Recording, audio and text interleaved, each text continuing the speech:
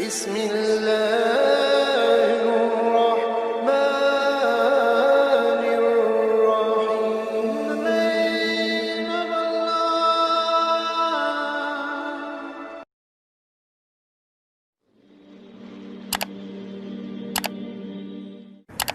Baik, Nabi SAW membentuk pasukan Usama bin Zaid radhiyallahu anhu untuk ke Balkan, daerah Palestina, dan tujuan utama adalah merebut Baitul Maqdis dari jajahan pada saat itu atau di bawah naungan pasukan Romawi.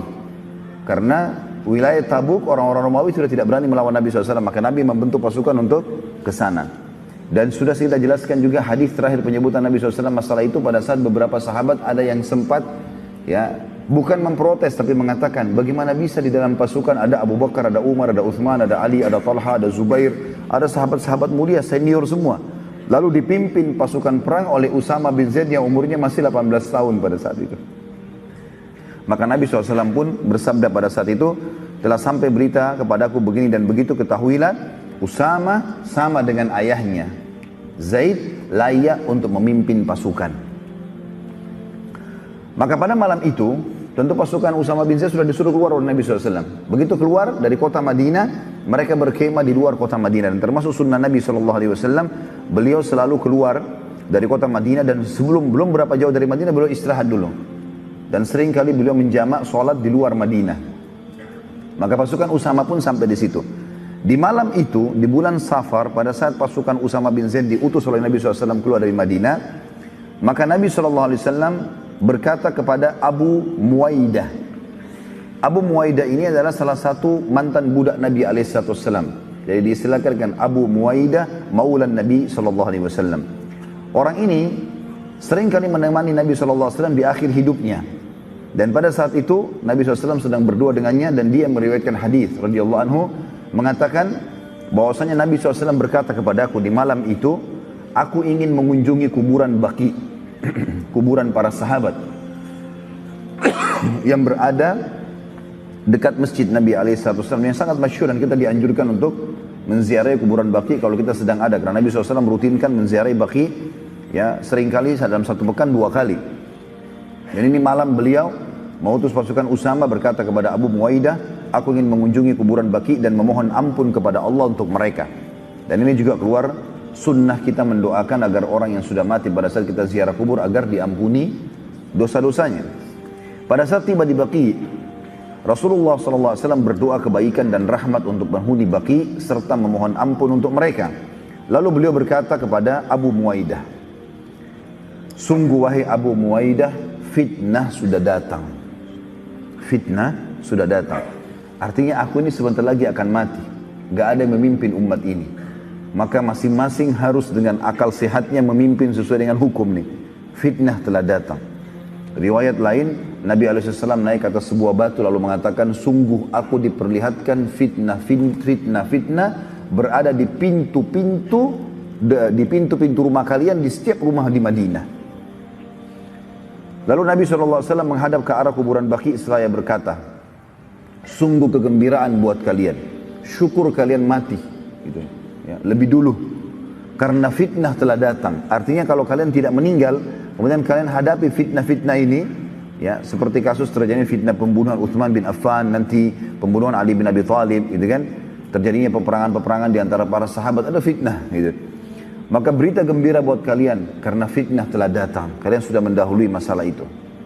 Lalu beliau berkata lagi kepada Abu Muwaidah, wahai Abu Muwaidah, sungguh aku telah diberi pilihan, aku menguasai seluruh bumi dan perbendaharaannya.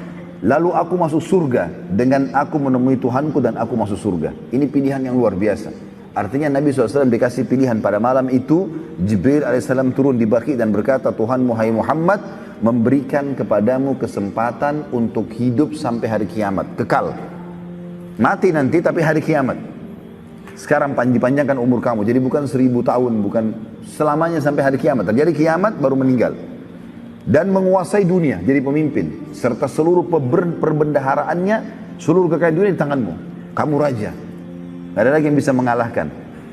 Dikasih pilihan, dan kalau mati masuk surga. Jadi dunia dan akhirat didapatkan. Dan sekarang kamu meninggal, lalu kamu akan bertemu dengan Tuhanmu dan masuk surga. Kata Nabi SAW, sungguh wahai Abu Muwaidah, aku telah diberikan pilihan oleh Tuhanku Allah ya, untuk memimpin bumi ini dan seluruh perbendaharaannya, dan aku nanti masuk surga kalau aku meninggal, dengan aku bertemu dengan Tuhanku meninggal sekarang dan aku masuk surga. Dan ini pelajaran teman-teman sekalian, bagaimana Nabi SAW tidak menginginkan dunia ini. Ya, beliau dijanjikan akan jadi raja, menguasai seluruh dunia dan hidup panjang umurnya, memimpin umat ini pun, kemudian juga mati masuk surga dan meninggal lalu bertemu dengan Allah. Maka Nabi SAW memilih untuk meninggal. Abu Muwaidah sempat berkata radhiyallahu anhu, kalau begitu wahai utusan Allah, pilihlah kami, jangan anda meninggal, biarkan anda memimpin kami. Maka Nabi SAW menjawab, tidak wahai Abu Muwaidah, tidak sama sekali, tetapi aku mendahulukan pertemuan dengan Tuhanku dan surga. Jadi Nabi SAW mendahulukan akhirat. Ini pelajaran buat kita sebagai seorang muslim. Seorang muslim tidak perlu takut mati. Dia memang malah menunggu kematian. Karena kematian pintu menuju kepada kehidupan abadinya. Jadi jangan terbalik ikhwan dan akhwat sekalian. Rahimani rahimakumullah. Karena kita kebanyakan terbawa dengan arus cinta dunia, ketakutan kalau kita meninggal. Enggak. Meninggal itu adalah pintu menuju kepada kehidupan abadi. Mati awal segalanya bagi setiap muslim. Ya, dan dia bukan akhir segalanya. Banyak orang menganggap kalau meninggal berarti akhir segalanya. Tidak, justru awal segalanya. Karena akan abadi. Dan dia akan mendapatkan amal-amal soleh yang sudah pernah dilakukan. Ya, dia juga akan mendapatkan janji-janji Allah dan hidup abadi. Bertemu dengan Nabi SAW, bertemu dengan orang-orang soleh sebelum kita, bertemu dengan para malaikat, ya, melihat Tuhannya, Allah Azza wa Jalla. Dan itu harus melalui proses kematian dulu. Gak mungkin tidak. Kecuali kalau dia orang orang kafir, musyrik ataupun orang munafik. Termasuk orang fasik, kalau banyak maksiat juga ini bermasalah buat dia, tapi dia masih bisa selamat nanti setelah dibersihkan dosa-dosanya di neraka. Tapi kalau orang musyrik, munafik dan kafir, ini adalah mati akhir segalanya buat dia. Karena tidak ada lagi cara untuk memperbaiki ya kesalahan-kesalahannya kalau dia sudah meninggal. Maka pada saat itu Nabi SAW waktu mengatakan aku memilih Tuhanku dan surga, setelah itu Nabi SAW balik bersama Abu Muwaidah. Begitu tiba di rumah Nabi SAW, mulailah beliau merasakan sakit kepala. Ya. Dan beliau merasa sakit kepala yang luar biasa pada saat itu. Dan waktu masuk ke dalam rumah, dalam hadis Bukhari Muslim dijelaskan, maka Nabi SAW begitu masuk mengucapkan salam di rumah Aisyah radhiyallahu anha. Aisyah pertama sekali melihat Nabi mengatakan, kepalaku sakit ya Rasulullah. Maka kata Nabi SAW, tidak wahai Aisyah, aku yang sebenarnya sedang sakit kepala. Ya. Maka Aisyah berkata, wahai utusan Allah, apakah anda juga merasakan sakit sebagaimana kami merasakannya? Kata Nabi SAW, iya. Bahkan kami, kalangan para nabi, merasakan 2 kali lipat dari apa yang dirasakan oleh 2 laki-laki di antara kalian. Jadi kalau misalnya demam kita itu 40 derajat itu sudah sangat panas. Maka Nabi SAW 80. Gitu kan? Jadi double dari penyakit itu.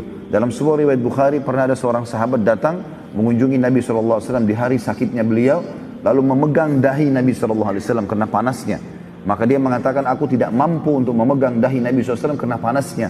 Lalu aku mengatakan, ya Rasulullah, sungguh anda telah ditimpa demam yang tidak normal, tidak biasanya, sangat luar biasa, seperti api panasnya. Nah, kata Nabi SAW, benar, karena kami akan diberikan cobaan 2 kali dari yang diberikan cobaan kepada kalian, para nabi-nabi maksudnya. Lalu sahabat itu bertanya, ya Rasulullah, bagaimana dengan, apakah itu berarti anda dapat double pahala juga? Kata Nabi SAW, iya, ya, kami akan mendapatkan itu. Lalu sahabat ini bertanya, ya Rasulullah, lalu siapakah ya orang yang paling berat cobaannya? Kata Nabi SAW, para nabi-nabi. Lalu datang orang-orang beriman yang mendekati iman para nabi, lalu seterusnya seperti itu. Maka cobaan akan datang sesuai dengan kadar keimanan seseorang.